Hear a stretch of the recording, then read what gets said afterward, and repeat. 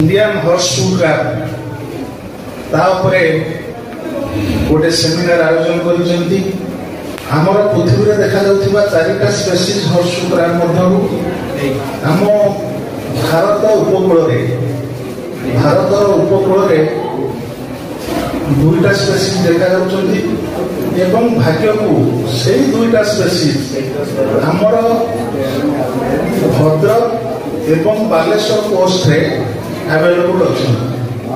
Wild life जदि दृष्टि न रही आमर जो जैव विविधता नष्ट हम आमर परिवेश असंतुलित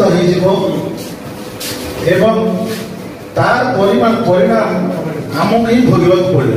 तार गोटे उदाहरण देले सार कहते हॉर्सशू क्राफ्ट ब्लड रु केमती से प्रोटीन को अलग करके मेडिकल साइंस रे अप्लाई कर आमर मानव समाज उन्नति मनीष बंची रहा विनियोग परिप्रेक्षी आम जो देखा आमर जिते वन्यप्राणी अच्छा वन्य जीव सहित कहवा प्राणी और उद्भिद जेहेतु उभय मिसिक अच्छा उभय प्राणी और उद्भिद आम निहाती आवश्यक जरूरी।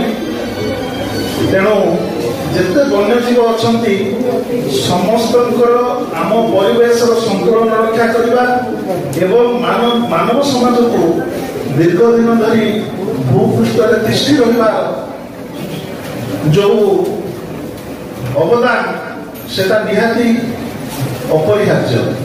ओडिशा मानचित्र रे आमे जदि देखिबा ताहले एही वन्यप्राणी बा वन्यजीव मानक पई ओडिशा गोटे निहाती समृद्ध राज्य।